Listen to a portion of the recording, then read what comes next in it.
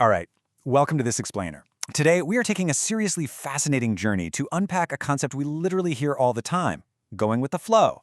But we're going to explore this through a highly visual, philosophical, and, well, kind of biopunk lens. We're looking at the deep mechanics of human consciousness as laid out in episode 4 of the Al-Wadi series. We'll explore how we transition from being these heavily burdened followers into achieving a state of dynamic, active trust in the universe. Essentially, it's a roadmap to building what our sources call the effective personality. Okay, let's dive into this. When you hear the phrase going with the flow, what actually pops into your head? A leaf just, passively floating down a river? A state of total inaction where you just kind of let the world happen to you? See, we so often confuse peace with passivity.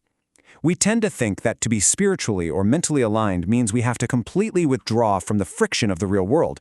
But as we'll see today, true alignment is incredibly active. It's this finely tuned, absolutely crucial balance of effort and surrender. To help us really wrap our heads around this, let me introduce you to our protagonist for this explainer. Meet Ali. Picture a philosopher rocking a gently glowing neon toga, trekking through the digital, misty cyber mountains of Huangshan. And accompanying him is his sidekick, a remarkably expressive brass robotic owl. Together, they're embarking on a metaphorical quest to map the actual evolution of the mind. Ali's journey is really our journey. It's a step-by-step climb toward total intellectual and spiritual awakening. So, let's kick things off with stage 1, the burden of the camel. Our journey upward begins at the very bottom, with the first psychological archetype of consciousness. Honestly, this is the starting point for almost all of us. It represents the heaviest and most oblivious state of the human mind. Ali's first state is the camel. Now, the camel represents a state of false passivity. Just picture a beast of burden lugging massive, heavy cargo across a digital wasteland. The camel is the blind follower. In this state, a person is carrying the immense weight of inherited traditions, unexamined societal norms, and fears without ever stopping to look inside the bags. It's a distorted reliance. Instead of utilizing their God-given tools of intellect and discernment, well, the camel just bows down and accepts whatever weight is placed upon its back. Now, what's really interesting about this is the sheer lack of awareness. The unawakened mind doesn't even realize it's carrying a burden. It just suffers under the weight of unverified assumptions and anxieties because, simply put, it was programmed to do so. It thinks this heavy, exhausted state is just, how life is. But to evolve, to actually become an effective personality, Ali can't stay a camel. He has to wake up. He has to drop the bags. Which brings us to stage 2, the roar of the lion. As Ali climbs higher into the sparking, neon-lit circuitry of the mountains, the passive exhaustion of the camel suddenly gives way to this fierce, intense energy. He undergoes a radical transformation into the lion. This introduces us to the process known as takhliya, which translates to emptying. And let's be clear, this isn't just some blind emotional rebellion. Takhliya is a highly calculated system reboot. The lion represents the ferocious will to smash faulty programming. It's the sheer courage to meticulously tear down every single inherited concept, false idol, and social expectation that doesn't actually hold up to objective truth. The lion is here to clear the landscape. If we compare these two extremes side by side, the contrast is pretty wild.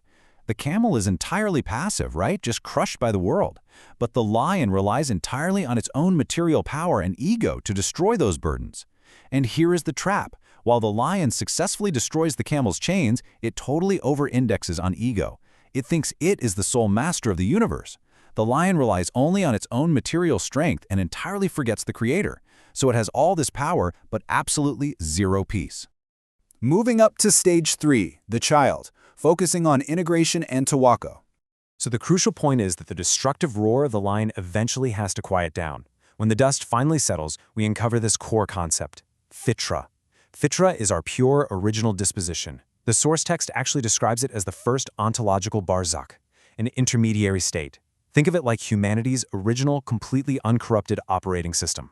It means human consciousness is naturally, structurally attuned to universal truth, the same way an eye is structurally built to perceive light.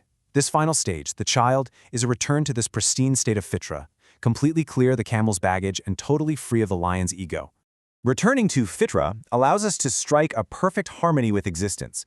Now, while a concept like Wu Wei is often interpreted in Eastern philosophy as a total withdrawal or pure non-action to find peace, tawakkul is a completely different ballgame. It is active trust. Tawakkul is literally the hallmark of the effective personality. You don't withdraw from the world, you engage with it fully, using your material tools, but your heart is entirely reliant on the divine. You are fully active on the outside, but perfectly, unshakably at peace on the inside.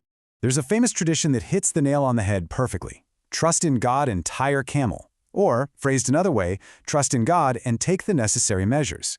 True tawakkul means you do the work. You study, you build, you protect. That's utilizing the energy of the lion. But internally you know the outcome is entirely in the hands of the Creator. You are completely detached from the anxiety of the result. Let's look at how to actually do this in Section 4, the pragmatic application of the 3 scales. Now, philosophically, that all sounds beautiful, right? But how does our highly conscious hero, Ali, actually navigate a random Tuesday morning? How does this awakened state apply to everyday reality? Well, it requires a practical framework. The sources outline an incredible, pragmatic tool called the 3 scales matrix. Whenever the awakened mind encounters literally any event in life, whether it's a massive crisis or just a minor annoyance, it processes it sequentially through these 3 specific lenses: decree, heart, and moral. And this matrix brilliantly illustrates exactly how an integrated personality stays grounded. When an event occurs, you first look through the Qadri scale, the decree. You accept that it happened by divine will, so you accept the reality of it without fighting the past. Then, you move immediately to the Qalbi scale, the heart. This is about managing your internal emotion, making sure your heart remains directed toward gratitude or patience, rather than slipping into despair or arrogance. Finally, you apply the Shar'i scale, the moral standard. You ask, what is the right objective action I must take right now? So, you accept the event, you center your heart, and then you take righteous action. It's the whole shebang. Section 5. Grounding the Awakened Soul. Having mastered these scales, Ali reaches the absolute peak of the Cyber Mountains. The digital mist swirls around him as he hits the climax of his spiritual awakening. He has reached a state of untouchable serenity. Having completely shed the blind conformity of the camel, and having exhausted the destructive ego of the lion, he rests in the pure creative potential of the child. He is perfectly attuned to his fitra. He's ready to interact with the world not out of fear, and definitely not out of anger, but out of a pure, active trust in the Creator. He is fully present and completely at peace. But just as he settles into this profound, completely transcendent, highly conscious state of Zen, his cheeky robotic owl swoops down and literally steals his breakfast. It is a hilarious, abrupt snap right back to reality.